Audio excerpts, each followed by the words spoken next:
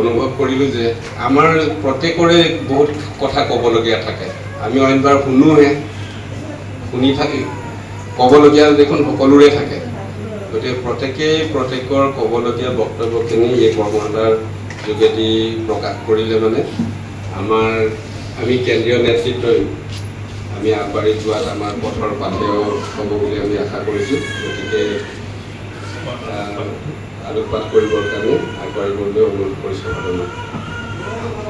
আদিবৰ বাবে এটা আমাৰ নীতি নিৰ্ধাৰণ কৰি আমি আগুৱাই গৈ আছোঁ আৰু কি ভাবিছোঁ বা কি কৰিছিলোঁ বা কি হোৱা প্ৰয়োজন আছে আমাৰ অনুষ্ঠানখন আগুৱাই নিবৰ বাবে। সেয়েহে আমি মানে কিছুমান নীতি তথা আমি কাৰ্যপন্থা হাতত লৈছোঁ কৰ্মসূচী, সেইটো মই পাঠ কৰিবলৈ আগবাঢ়িছোঁ। আপোনালোকে ইয়াৰ মাজৰ পৰা আলাপ আলোচনা কৰিব পাৰিব আৰু আপোনালোকৰ মাজৰ পৰা আপোনালোকে কৰিব পাৰিব বা আপোনালোকে বক্তব্য বা মন্তব্য কৰিব পাৰিব। আমাৰ কৰ্মসূচী ক্ৰমিক নং 1 জনগোষ্ঠীয় সাংস্কৃতিক ঐক্য মঞ্চৰ কাৰ্যকাল 5 বছৰ। জনমুখী হৈ অধিৱেশন পাতিব পাৰিব আৰু প্ৰতিনিধিত্বমূলকভাৱেও সমিতি নৱীকৰণ কৰিব পাৰিব 5 বছৰ মূৰে মূৰে। আৰু আমাৰ মঞ্চক জনমুখী কৰিবলৈ আমাৰ মঞ্চৰ সমিতিসমূহে সমাৰোহ দিৱস, সমন্বয়ৰ যাত্ৰা, বিভিন্ন কৰ্মশালা ইত্যাদি অনুষ্ঠিত কৰিব পাৰিব বা এনেকুৱা ধৰণৰ আমাৰ চিন্তা চৰ্চা বা নীতি নিৰ্দেশনা আছে। মঞ্চখনৰ তৰফ মানে মঞ্চখন আমাৰ কেইখলপীয়া সেই কথাটো আমি বিতংভাৱে জনাব বিচাৰিছোঁ। কেন্দ্ৰীয় সমিতি আছে, জিলা সমিতি আছে আৰু আমি ভাবিছিলোঁ 6খন সংমণ্ডল কৰিম, পাহাৰীয়া সংমণ্ডল, পাহাৰ 2খন জিলা লগ কৰি। তাত তেজপুৰৰ পৰা আমি ধেমাজিত এটা উত্তৰ সংমণ্ডল, আমাৰ গোলাঘাটৰ পৰা ডিব্ৰুগড়লৈ এটা মানে পূব সংমণ্ডল, মধ্য সংমণ্ডল, পশ্চিম অসম সংমণ্ডল, তেনেকৈ আমি 6টা সংমণ্ডলত বিভাগ কৰাৰ চিন্তা চৰ্চা কৰিছিলোঁ। সেই কথাটো আমাৰ আছে। আৰু তাৰপিছত মহকুমা আৰু সমষ্টি না সমষ্টি সমিতি মঞ্চ না মহকুমা সমিতি, এই মানে সমষ্টি ভিত্তিক বা মহকুমা ভিত্তিক আমাৰ সমিতি এখন প্ৰয়োজন আছে। নহ'লে আমি ক্ষুদ্ৰকৈ এটা জিলাই আঞ্চলিকবোৰ কৰি গৈ থাকিলে কিছুমান কণ্ট্ৰল কৰাৰ জটিল হ'ব বুলি ভাবি আমি সমষ্টি নহ'লে মহকুমা সমিতি, যদি বোকাখাত মহকুমা সমিতি, এই সমিতিখনৰ আণ্ডাৰত বাকী আঞ্চলিকবোৰ থাকিব। আৰু আঞ্চলিক সমিতিসমূহ আমি অঞ্চল ভিত্তিত পঞ্চায়ত ভিত্তিতো কৰিব পৰা যায় বা আমি কেইবাখনো গাঁৱৰ লগ লগাই আমি কৰিব পৰা যায় আঞ্চলিক। আৰু এই আঞ্চলিকসমূহৰ কাম কাজ কি হ'ব? গাঁও মঞ্চ মানে গাঁও সভা যিটো কোৱা হয় মানে পঞ্চায়ত আৰ্হিত বা অন্য অনুষ্ঠানবিলাকত, কিন্তু আমি গাঁও মঞ্চ কৰিব লাগিব। গাঁৱত কি টেলেণ্ট আছে, ক'ত কি প্ৰতিভা আছে, কাৰ কি চিন্তা চৰ্চা আছে, ক'ত কেনেকুৱা গাঁওখনত মাটি পৰি আছে, ক'ত কেনেকুৱা ধৰণৰ চিন্তা চৰ্চাৰ প্ৰতিভাবোৰ উঠি অহা প্ৰজন্ম বা গাঁওখনৰ কি সমস্যা আছে, এই গাঁও মঞ্চখনে তাত মানে আমাক তত্ত্বাৱধান কৰি তেওঁলোকে আমাক উলিয়াই আনি আমাৰ এই আঞ্চলিকৰ লগত আলোচনা কৰি আমাৰ ডিষ্ট্ৰিক্টৰ কেন্দ্ৰৰ লগত তেতিয়াহে আমি এটা প্ৰাথমিক মানুহবিলাক পাম, মানে যিবোৰ মাটিৰ মানুহ বুলি কওঁ, যিবোৰ একেবাৰে গ্ৰাছ লেভেলৰ মানুহ। গাঁও মঞ্চ বা গাঁও সভা নাথাকিলে কেতিয়াও আমি একদম প্ৰাথমিক পৰ্যায়ৰ মানুহবিলাকক ঢুকি নাপামগৈ। আমাৰ মানে বাই কৈ থাকে নিবেদিত বা কেইবাবাৰ মোক ক'লে যে আমি এই পুঁজিৰ কাৰণে বা নামঘৰে আমি সহযোগ বিচাৰিব পাৰিম নেকি? নিশ্চয় পাৰিম, যদি আমাৰ গাঁও সভাবোৰ, গাঁও মঞ্চখন যদি গাঁওখনত থাকে তেতিয়াহে আমাৰ সম্ভৱ হ'ব গাঁওখনৰ পৰা আমি প্ৰত্যক্ষভাৱে আমি সহযোগ পাবৰ বাবে। সেইটো কাৰণে আমাৰ আঞ্চলিকৰ কাম কাজটো হ'ব গাঁও মঞ্চসমূহ, গাঁও সভাসমূহ, গাঁওখনত কি টেলেণ্ট আছে বুটলি আনিবৰ বাবে আঞ্চলিক বিভাগৰ কাম কাজেই হ'ব গাঁও সভা পতা, মানে গাঁও মঞ্চ গঠন কৰা। তেনেকৈ আমাৰ 6টা আমাৰ তৰফ দেখা পাইছোঁ আৰু সেইটো তৰফ আমি ৰাখিছোঁ। আৰু উপ সমিতি বা আমাৰ ভাতৃ মানে সমিতি, আমাৰ ৰাজ্যিক মহিলা মঞ্চ আছে, যুৱ মঞ্চ আছে। যদি প্ৰয়োজন হয়, যিহেতু আমাৰ যুৱ মঞ্চত কি হৈছে, এতিয়া বিয়া পতাবোৰ আহিছোঁ আমি, কিছুমান বিয়া পতাৰ লগত থাকিব মন নাই ছাত্ৰ ছাত্ৰীবিলাক, সেয়েহে আমি অনাগত দিনত আলাপ আলোচনা কৰিব পৰা যায় নেকি ছাত্ৰ মঞ্চ কৰিবলৈ, তেনেকুৱা। তাৰপিছত আমাৰ কৃষি মঞ্চ আছে, কৃষি সমিতি আছে, সাংস্কৃতিক সমিতি আছে, সাহিত্য সমিতি আছে, আমাৰ মানে ক্ৰীড়া বিভাগো আছে, আমাৰ জনকল্যাণ বিভাগো আছে আৰু উদ্যোগ বিভাগো আছে। তেনেকে আমাৰ এক্সট্ৰা অথনি আমি যেনেকে পাতি আছিলো উদ্যোগটো আমি একদম কমপ্লিটলি এক্সট্ৰা তেওঁলোকক এটা স্বতন্ত্ৰীয়া আমি কাম কাজৰ দায়িত্ব দিম আৰু তেওঁলোকে কৰিব লাগিব স্বতন্ত্ৰীয়ভাৱে। মাত্ৰ আমি আমাৰ মূল মঞ্চ নিৰীক্ষণ থাকিব, আমাক জনাব লাগিব, আমি জানিব লাগিব, একদম নিজস্বভাৱে কাম কাজ কৰি থাকিব পাৰিব। তেনেকুৱা ধৰণৰ আমাৰ চিন্তা আছে। উদাহৰণস্বৰূপে ইয়াত লিখিছো কৰ্মসূচী তথা কাম কৰিব লাগিব, মাত্ৰ মূল মঞ্চৰ অনুমোদন তথা মঞ্চক জনাই কাম কাজ কৰিব লাগিব। ইয়াত মই লিখিছো, আমি দেখিছো আমি নেজানিলেতো কাম কাজ কি কৰি আছে নাজানো, পিছত বিপদত পৰিলেতো আমি দায়বদ্ধ হ'ব নোৱাৰিম। আমি যেতিয়ালৈকে নাজানিম আমাৰতো নিৰীক্ষণ থাকিবই আমাৰ অধীনত। ইয়াত আছে, লিখা আছে, ক'ৰবাত আছে চাব। উদাহৰণস্বৰূপে বিশেষকৈ সাহিত্য মঞ্চই 3 মহীয়া আলোচনী এখন প্ৰকাশ কৰিব লাগিব আৰু মাহে মাহে যিকোনো জিলা এখনত সাহিত্যৰ চৰ্চা এদিন কৰিব লাগিব, কবি সন্মিলনেই হওক বা অন্যান্য। আৰু সাংস্কৃতিক মঞ্চই মাহেকত কোনোবা এখন জিলাত কৰ্মশালা নতো এদিন সাংস্কৃতিক চৰ্চা তেওঁলোকে কৰিব লাগিব। আৰু ইয়াত কৃষি মঞ্চই খেতিৰ দিহা কৰিব লাগিব, উদ্যোগ বিভাগে বাণিজ্য বিভাগে ব্যৱসায়িক দিহা কৰিব লাগিব। মই চমুকৈ কৈ গৈ আছোঁ আৰু দেই, ইমান বহলাই নাযাওঁ আৰু নহয়। ক্ৰীড়া বিভাগে একোখনকৈ খেল পাতিব লাগিব, বছৰত 2খনমানকৈ। তাৰপিছত জনকল্যাণ বিভাগে আমাৰ স্বাস্থ্য আমাৰ ভিনিক লৈ কিছুমান কথা আলোচনা কৰিব লাগিব, বেমাৰ শিবিৰ। তেনেকৈ সকলো পূৰ্ণাংগ সমিতিৰ মানে সকলো বিভাগৰ একোখনকৈ তেওঁলোকে মানে উপসমিতি গঠন কৰিব পাৰিব। 11 জনৰ পৰা 31 জনৰ ভিতৰত, যদি বেছি হয় 101জন কৰিব পাৰিব, সক্ৰিয়ভাৱে তেওঁলোক মেম্বাৰ হ'ব। বাকী যদি আহি যায় তেওঁলোকে আজীৱন সভ্য, সাধাৰণ সভ্য আৰু আজি এটা কথা ঐতসী সভ্য অন্য অনুষ্ঠানত থাকে। মই ভাবিছোঁ আমি বৰঘৰ যেতিয়া আমি কনচেপ্টটোত আগবাঢ়িছোঁ যে বৰঘৰ সদস্য হিচাপে ৰাখিব পাৰি নেকি, যিটো আমাৰ এই আজীৱন সদস্যৰ মাচুলটোৰ আমি আৰম্ভণিতে 1100 ভাবিছিলোঁ, কিন্তু এতিয়া 100টো 200 হৈ গ'ল মূল্যটো। সেইটো কাৰণে 1500 বা 2000 কৰিব পৰা যায় নেকি, যিহেতু আমি জিলা সমিতিক 30% মান দিয়াৰ চিন্তা চৰ্চা কৰোঁ। নহ'লে জিলা সমিতি কেনেকৈ তেওঁলোকে ড্ৰাইভ কৰিব, এই কথাবোৰো আছে। সেইটো কাৰণে এইটো আজি আলোচনা কৰা হওক বিতংকৈ। আৰু যি সত্যসী নে বৰঘৰ সভ্য বা সদস্য, তেওঁলোকক মিনিমাম 5000 ৰাখি বাকী ইটোইখিনিয়ে তেনেকুৱা এটা সভ্য মানে মেক্সিমাম মানে ফাইনেন্স মানে আমি আনিব পৰাকৈ মিনিমাম 5000ৰ পৰা কোটি টকালৈকে আনিব পৰা এনেকুৱা এটা সদস্য আমি কৰিব পৰা যায় নেকি। তেনেকৈ বিভিন্নজনে দিয়ে।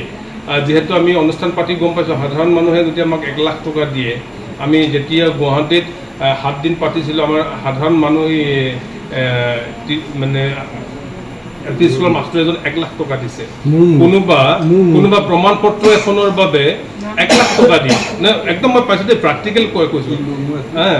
কিছুমান প্ৰমাণ পত্ৰ বুলি ক'ব লাগিব, এই কি বুলি কয় আজিকালি বতাহৰ কাৰণে 1 লাখ টকা, 60,000 টকা, 10,000 টকা, 20,000 টকা, 3,000 টকা লাষ্ট দিয়ে। তেনেকুৱা যদি দি পেলাই তেওঁলোকে বঁটা ল'ব বিচাৰে লয়, আমি এই আজীৱন সভ্য বা আমাৰ এই যিটো বৰঘৰৰ সভ্য বুলি আমি ভাবিছোঁ, এই সভ্যটো যদি আমি ফাইনেন্স এটা তেওঁলোকৰ পৰা বাধ্যতামূলক কৰোঁ, তেওঁলোকক আমি চাৰ্টিফিকেট এখন দিম, আই কাৰ্ড এখন দিম। তেনেকুৱা তাৰপিছত সাধাৰণ সভ্যৰ কথাটো আমি চিন্তা চৰ্চা কৰিছোঁ। 200 টকা আগৰ পৰাই এইটো নিৰ্ধাৰিত আছিলে। সেইটো ডাইৰেক্ট আমি ভাবিছোঁ জিলা সমিতি বা যিকোনো উপসমিতিৰ লগতে ডাইৰেক্ট 50-50, 100 কেন্দ্ৰীয় 100 দিব লাগিব আৰু মানে তেওঁলোকে 100 টকা ৰাখিব পাৰিব। কিন্তু যিটো আমি বৰঘৰৰ সভ্যৰ কথা ভাবিছোঁ, এইটো ডাইৰেক্ট কেন্দ্ৰীয় সমিতিলৈ অহাৰ চিন্তা কৰিছোঁ, যাতে বৰঘৰৰ কাম কাজ কৰিবৰ বাবে। সেইটো কাৰণে তেনেকৈ এটা চিন্তা কৰিব পৰা যায় নেকি। এইটো আমি কুপন ছিষ্টেম ৰাখিম। কাক মানে আমাৰ বোলে 1 লাখ টকীয়া কিমান কুপন গ'ল, 10 লাখ টকীয়া কিমান কুপন গ'ল, 5000 টকীয়া মিনিমাম 5000 টকীয়া কিমান কুপন গ'ল, তেতিয়া আমাৰ হিচাপটো আহি যাব। তেনেকৈ ধৰণৰ আমি পাতিব পৰা যায় নেকি, সেই কথাটোকে মই চিন্তা চৰ্চা কৰি আমি আজি আলোচনা কৰিবৰ বাবে আপোনালোকৰ মজিয়ালৈ আগ্ৰহ কৰিছোঁ। তাৰপিছত কেন্দ্ৰীয় আৰু জিলা সমিতিৰ মুখ্য উপদেষ্টা মণ্ডলী আৰু মুখপাত্ৰৰ ব্যৱস্থা থাকিব, কিয়নো সকলো জিলাৰ ব্যৱধান বহু দূৰত্ব আৰু কৰ্মসূচী ৰূপায়ণ কৰিবলৈ এই সুবিধা কৰি দিব লাগিব। জিলাসমূহৰ মুখ্য উপদেষ্টা আৰু মুখপাত্ৰ কেন্দ্ৰীয় সমিতিৰ কাৰ্যসূচীত তেওঁলোকৰ আসনৰ কৰ্তৃত্ব নাথাকিব, মাথো সাধাৰণ উপদেষ্টা আৰু সাধাৰণ সদস্যৰ মৰ্যাদাহে থাকিব তেওঁলোকৰ মাত্ৰ তেওঁলোকৰ নিজৰ জিলাখনতে অধিকাৰ থাকিব। তেনেকুৱা ধৰণে যি আমি চিন্তা চৰ্চা কৰিছোঁ। আৰু প্ৰয়োজন সাপেক্ষে মঞ্চৰ মূল উদ্দেশ্য বৰঘৰ প্ৰতিষ্ঠাৰ স্বাৰ্থত প্ৰতিটো জনগোষ্ঠীৰ মাজত নিজাকৈ তথা মঞ্চৰ একোখন জনগোষ্ঠীয়সমূহৰ এখন সমিতি গঠন কৰিব পৰা যায় নেকি, মানে এইটো কৰিব লাগিব। মানে প্ৰত্যেক জনগোষ্ঠীৰ একোখনকৈ আমি সমিতি চিন্তা কৰি আছিলোঁ। মানে দেৱতা আমি আলোচনা কৰোঁ, যিহেতু তেওঁলোকৰ নিজৰ কেম্পাছটো বনাব পাৰে। মিচিং জনগোষ্ঠীটোৰ আমাৰ মঞ্চৰ এটা স্বতন্ত্ৰীয়া নহয়, আমাৰ অধীনত এটা মিচিং জনগোষ্ঠীৰ এটা সমিতি থাকিব মঞ্চৰ। এই মিচিং জনগোষ্ঠীৰ কেম্পাছ তেওঁলোকে মানে বনাব নিদিয়ে। তাৰপিছত সদস্য গ্ৰহণ আৰু বাতিল, আমাৰ এই বস্তুটো বিৰাট আমাৰ জৰুৰী হৈছে। মানে সদস্যবোৰ কিয় বাতিল হ'ব বা কেনেকৈ হ'ব কেনেকৈ নহ'ব, এইটো কেনেকুৱা ধৰণৰ আমাৰ এটা ছিষ্টেম থাকিলে ভাল হয়, এই কথাটো আমি এনেকৈ ধৰণে ভাবিছোঁ। আমাৰ মঞ্চত যিকোনো ব্যক্তি তথা দল সংগঠনৰ ব্যক্তিয়ে সদস্য হ'ব পাৰিব।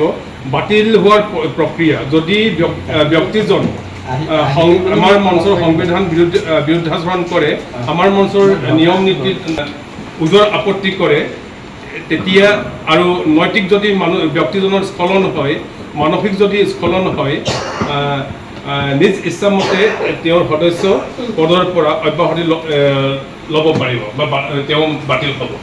যদি নিজে ইচ্ছা কৰে নৈতিক স্খলন হ'লে আৰু যদি সংবিধান বিৰুদ্ধাচৰণ কৰিলে তেওঁ আমাৰ সদস্য পদৰ পৰা বাতিল হ'ব।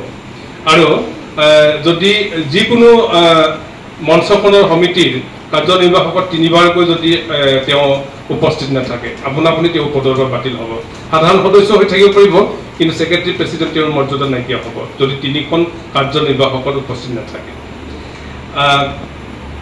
আমাৰ মানে কি জনগোষ্ঠী আমাৰ মঞ্চত প্ৰাধান্য পাব। মানে মঞ্চত অসমত স্থায়ীকৈ বসবাস কৰা সকলো জনগোষ্ঠীয়ে আমাৰ মঞ্চখনত প্ৰাধান্য পাব।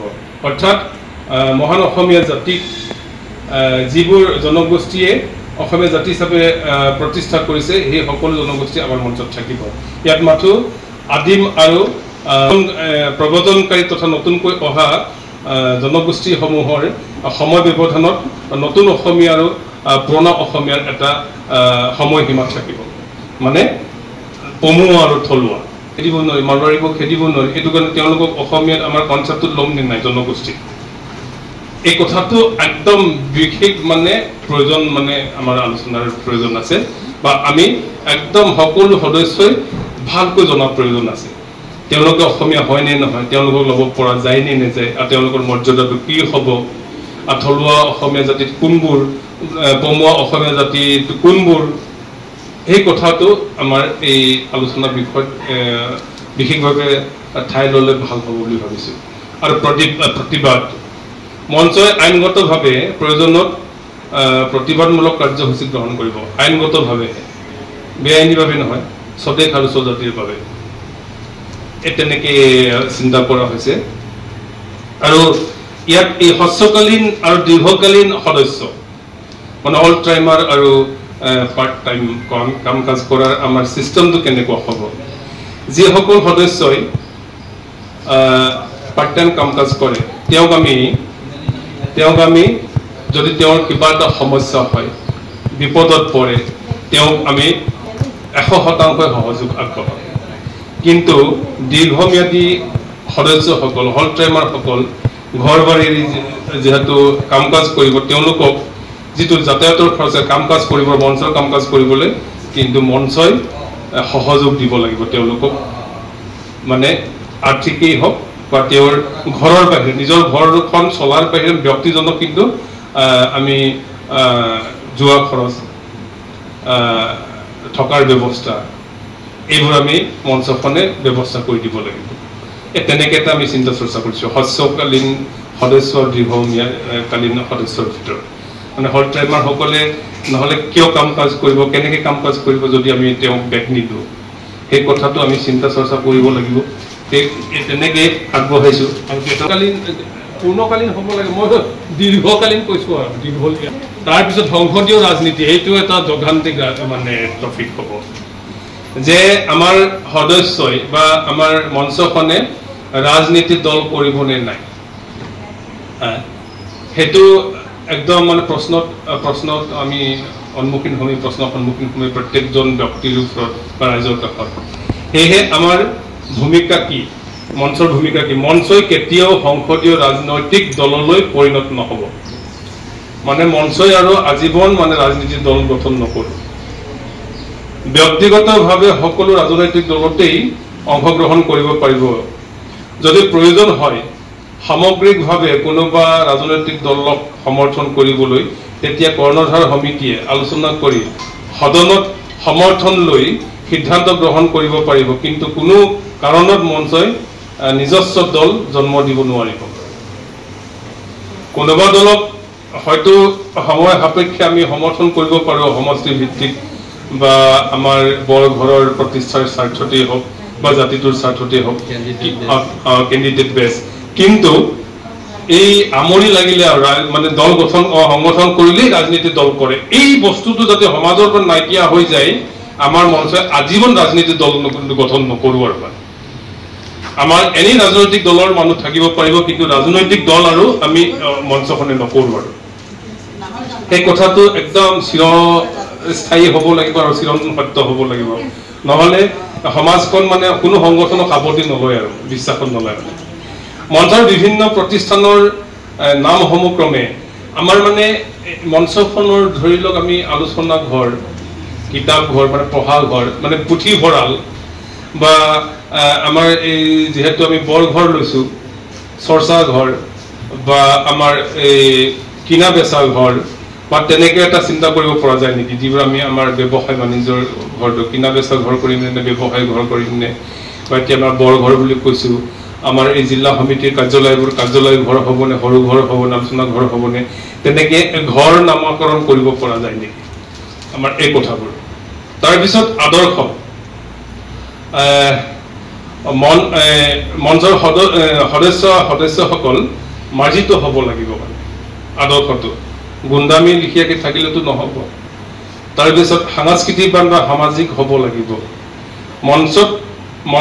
মঞ্চখনক নিজৰ পৰিয়ালতকৈ আপোন বুলি প্ৰত্যেকজন সদস্য বা সদস্যই গ্ৰহণ কৰিব পাৰিব লাগিব কালপাত্ৰ বুজি বা কালপাত্ৰ অনুযায়ী যিকোনো কাৰ্যসূচী বা কথা ক'ব পাৰিব বা সদস্যই কথা ক'ব লাগিব মানে সেইদিনা আমি যেনেকৈ মিটিং কৰি থাকোঁতে একেবাৰে চোচা মাৰি আৰু কিবা কৰি তেনেকুৱা ধৰণৰ হ'লে আমাৰ মঞ্চখনৰ আদৰ্শটো বিলুপ্ত হৈ যাব মাৰ্জিত হ'ব লাগিব আমাৰ ব্যৱহাৰবোৰ এই তেনেকৈ ধৰণৰ চিন্তা কৰা হৈছে এতিয়া সামাজিক মাধ্যম এতিয়া আমি যে আলোচনা কৰি আছিলোঁ আমি মূল গ্ৰুপ এটা হোৱাটছআপ গ্ৰুপ আছিল এই গ্ৰুপটোত মাথো আমি ভাবিছোঁ সাংগঠনিক লাইনটোতেহে আমি মানে আদান প্ৰদান কৰিম সংগঠনৰ ভাল বেয়া সংগঠন কি কৰিব লাগে ইয়াত আৰু মানে কবিতা উপন্যাস যাতে অনাগত দিনৰ পৰা প্ৰেৰণ নকৰে সাহিত্য সমিতিখন আমি এক্সট্ৰা এটা কৰি দিম গ্ৰুপ তেওঁ তাত মানে কবিতা বা ইত্যাদি তাত আলাপ আলোচনা কৰিব পাৰিব গ্ৰুপত তাৰপিছত ঠিক তেনেকৈ সাংস্কৃতিক দিশত এটা গ্ৰুপ খুলিম তাত গীত মাতৰ এই প্ৰচাৰো কৰিব পাৰিব বিভিন্ন কাৰ্যসূচীবোৰ মাত্ৰ মূল মঞ্চখনৰ আমাৰ এই মুখ্য আলোচনাবোৰ বা আমাৰ এই সংগঠনৰ একদম বিশেষ কাম কথাবিলাকে আলাপ আলোচনা কৰিব তেনেকুৱা ধৰণৰ আমি চিন্তা চৰ্চা কৰিছোঁ আৰু কোনো ভাঙোনমুখী বা নেগেটিভ ধৰণৰ কথাবোৰ যাতে গ্ৰুপত আপলোড নকৰে এই কথাবোৰ যদি তেওঁলোকে কৰিব বিচাৰে তেওঁলোকে আবেদন কৰিব পাৰিব জিলা সমিতিক বা কেন্দ্ৰীয় সমিতিক আৰু কাৰ্যনিৰ্বাহকত বা জৰুৰীভাৱে সভাপতি তেওঁলোকৰ সমস্যাবোৰ আমি আলাপ আলোচনাৰ নিৰ্মূল কৰা হ'ব সভাপতি তেনেকৈ লিখিছোঁ। তাৰপিছত সভা সমিতি আমাৰতো মঞ্চইতো সভা সমিতি পাতিব লাগিব, কিমান পাতিব, কি সভা পাতিব, এই কথাবোৰ যিকোনো বিভাগৰ সমিতিয়ে বছৰত 3 বাৰকৈ কাৰ্যনিৰ্বাহক অনুষ্ঠিত কৰাটো বাধ্যতামূলক। কেন্দ্ৰীয় সমিতিৰ কেন্দ্ৰীয় কাৰ্যনিৰ্বাহক তথা যিকোনো কাৰ্যসূচী যিখন জিলাত অনুষ্ঠিত হ'ব, মানে কেন্দ্ৰীয় কাৰ্যনিৰ্বাহকেই হওক বা কেন্দ্ৰীয় যিকোনো কাৰ্যসূচী কোনোবা এটা জিলাখনত অনুষ্ঠিত কৰা হ'ব বা কৰিলে সেই জিলা সমিতিয়ে সকলো দায়িত্ব লোৱাটো মানে বাধ্যতামূলক।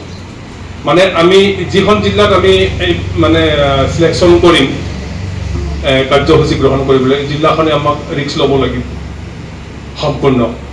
আমি যদি কাৰ্যনিৰ্বাহক ধেমাজিত পাতিবলৈ যাম কেন্দ্ৰীয় কাৰ্যনিৰ্বাহক, তেতিয়া ধেমাজি জিলাখনে ৰিস্ক ল'ব লাগিব, সেইমতে আমি যাব পাৰিম, নহ'লে ক'ত আলাই আঠালি হ'ম কি নহয় ন। তেনেকুৱা ধৰণৰ কথাবোৰ ক'ব বিচাৰিছোঁ। প্ৰতিটো বিভাগ তথা জিলা সমিতিসমূহ উৎসৱ শিক্ষামূলক অনুষ্ঠান যেনে মানে প্ৰতিটো বিভাগ তথা জিলা সমিতিসমূহে উৎসৱ শিক্ষামূলক অনুষ্ঠান যেনে সাংস্কৃতিক সমাৰোহ, বিভিন্ন জনগোষ্ঠীৰ বিহু, শিক্ষামূলক কৰ্মশালা, পাঠ্যপুথিৰ প্ৰশিক্ষণ, গীত নৃত্য নাট খেল আদি, স্বাস্থ্য শিবিৰ আদি অনুষ্ঠিত কৰিব পাৰিব। সভা সমিতিতে পাতিব, সভা সমিতিতে এইবোৰ পৰে ন, কৰ্মশালা বা এই বিভিন্ন ধৰণৰ অনুষ্ঠানবোৰ জিলা সমিতিৰ বিভিন্ন ধৰণে এইবোৰ কাৰ্যসূচী ল'ব পাৰিব। আৰু দুৰ্যোগপূৰ্ণ বানপীড়িত বা প্ৰাকৃতিক দুৰ্যোগত আমি ৰাইজৰ কাষ চাপিব লাগিব, সেইটো লিখিছোঁ। সাহায্য আমি কাক সাহায্য দিম? বেমাৰীক বা অনাথ হৈ থকা মানুহক, দুৰ্ভগীয়া বা দুৰ্ঘটনা হোৱা মানুহক, এক্সিডেণ্ট হোৱা মানুহক বা সহায় আমি আগবঢ়াব লাগিব। তাৰ বাবে আছুতীয়াকৈ অৰ্থাৎ বেলেগকৈ পুঁজি সংগ্ৰহ তথা জমা কৰি মানে আছুতীয়াকৈ পুঁজি সংগ্ৰহ কৰিব লাগিব। মানে আমি মূল এইটো সাহায্য পুঁজি বুলি মানে এটা সাহায্য প্ৰদান পুঁজি মানে ষ্টক ৰাখিলেহে সাহায্য প্ৰদান কৰিব পাৰিম, নহ'লে অন্য ঠাই মানে নোৱাৰেগে মানে চালো আমি মানে। আৰু ব্যক্তিগতভাৱে দে বুলি ক'লে মানুহে এবাৰহে দিব, 500 দিলোঁ বা 100 দিলোঁ, নেক্সট আকৌ লগালগ এই দিয়াটো গমেই পাব নহয়। নেক্সট আকৌ ধেমাজিত বোলে কোনোবা বেমাৰী হ'লেই নহয় আকৌ দে, কিন্তু সাহায্য পুঁজিটো 10,000 টকা আছে, আমি বোলে 500হে দিলোঁ, নেক্সট কোনোবা আহিলে 500 দিলোঁ। এই ষ্টাইলত যদি আমি সাহায্য পুঁজি এটা যদি ৰাখিব পৰা যায় অনাগত দিনত, তেতিয়াহে আমি সাহায্য প্ৰদান কৰিব পাৰিম। নহ'লে ব্যক্তিগতভাৱে কোনোবা 1,000, 500, 5,000 দিব পাৰে তেখেতলোকৰ পাছবুকত, কিন্তু সামগ্ৰিকভাৱে অনুষ্ঠানৰ হৈ মানে দিবলৈ জটিল হৈ যায়। মানে দেখাক দেখি মানে এই বিভিন্ন ধৰণৰ সাহায্য বিচৰা ব্যক্তি দেখা পাইছোঁ। মানে অন্যান্য দল সংগঠনৰ লগত সম্পৰ্ক সদায় আমাৰ মঞ্চই সকলো দল সংগঠনৰ লগত মিলি থাকিব লাগিব। প্ৰয়োজনত যৌথকৈ কাৰ্যসূচী ল'ব লাগিব, কিন্তু তাৰ লগত তাৰ আগতে মানে কেন্দ্ৰীয় সমিতি বা জিলা সমিতিৰ লগত আলাপ আলোচনা কৰিব লাগিব। মানে যৌথভাৱে যিকোনো সংগঠনৰ লগত কাম কাজ কৰিব পাৰিব, কিন্তু আমি জানিব লাগিব মূল সমিতিসমূহে এই কথাটো। সদস্যসকলৰ বয়সৰ সীমা আমাৰ থাকিব লাগিব। তেতিয়া আমি কিমান বয়স ৰাখিম? এতিয়া দেখা পাইছোঁ 10 বছৰৰ পৰা ভালকৈ পাৰফৰ্মেঞ্চ কৰে, নৃত্য গীতেই হওক। আমি যদি 12 বছৰমানৰ পৰা আমি ৰাখোঁ, তেতিয়া আমাৰ সদস্য বা মানে 18 বছৰ কৰা যায়নে, 12 বছৰ কৰা যায়নে? এতিয়া ছাত্ৰ ছাত্ৰী যদি ছাত্ৰ অৱস্থাৰ পৰা 9-10ৰ ল'ৰা ছোৱালীক এতিয়া আমি সদস্য হিচাপে ৰাখিম নে নাই, সেই কথাবোৰ আছে। সেইটো কাৰণে আমি এই বস্তুটো সীমা, কিন্তু আমি মৰিলেহে আমাৰ সদস্যৰ বাতিল হ'ব আৰু আজীৱন সদস্যবোৰ হয় নহয়, মৰা আমাৰ মৃত্যুৰ প্ৰাক মুহূৰ্তলৈকে আমাৰ সদস্য থাকিব পাৰিব, কিন্তু এই নিম্নতম বয়সটো কিমান সময় আমি ৰখা যাব বা নিৰ্ধাৰণ কৰিম। সদস্য তাৰপিছত শাস্তিমূলক ব্যৱস্থা মানে এই বস্তুটো সংবিধান পুৰা এই কৰ্ণধাৰ সমিতি সিদ্ধান্ত লৈ শাস্তিমূলক ব্যৱস্থা কেনেকৈ থাকিব, 6 মাহ বাতিল, 1 বছৰ বাতিল বা অব্যাহতি দিয়া, এইটো মানে এই কণ্ডিশ্যন সাপেক্ষে থাকিব। এই মই আলোচনা কৰিবৰ বাবে আঁত ধৰি দিছোঁ। এটা মাত্ৰ আছে আমাৰ সমিতিসমূহত তৰফৰ কথা ক'লোঁ যে মূল সমিতিত কিমান পাৰ্চেণ্টেজ মহিলা থাকিব, আৰু মহিলা সমিতিত সেইদিনা আমি কাৰ্যনিৰ্বাহক কৰোঁতে আমাৰ পুৰুষ থাকিব নোৱাৰিব, তেনেকুৱা কথা এটা আছিল, ওলাইছে মানে কথাবোৰ।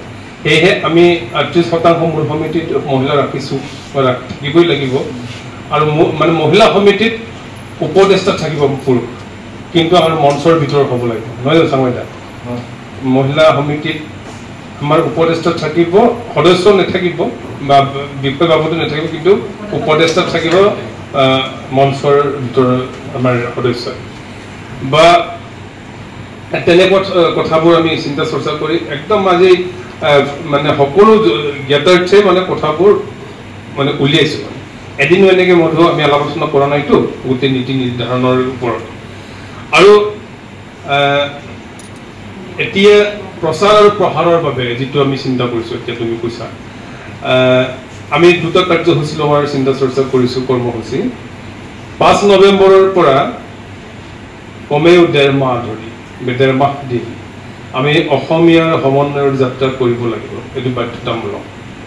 আৰু জানুৱাৰী মাহৰ শেষত আমি মহিলা মহোৎসৱ এটা পতাৰ এটা সিদ্ধান্ত লৈছোঁ। এইটো 2টা আমি অনুষ্ঠান পতাৰ চিন্তা চৰ্চা কৰিছোঁ প্ৰচাৰ আৰু প্ৰসাৰৰ বাবে আমাৰ অনুষ্ঠানটোৰ।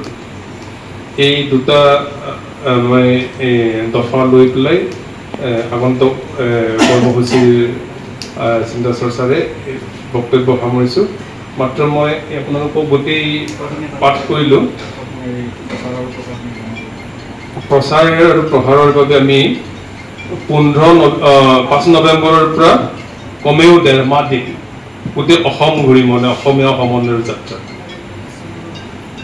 তাৰপিছত জানুৱাৰীৰ শেষত ফেব্ৰুৱাৰী 1st উইক মানত বা ফেব্ৰুৱাৰীৰ ভিতৰত আমি এই যিটো মহোৎসৱৰ দায়িত্বত মানে চিন্তা চৰ্চা কৰিছোঁ, মহিলা মহোৎসৱৰ ওমেন ফেষ্টিভেল আমি কাজিৰঙাতে নিগম ফিল্ডত এই 2টা কাৰ্যসূচী ঠিক কৰিছোঁ।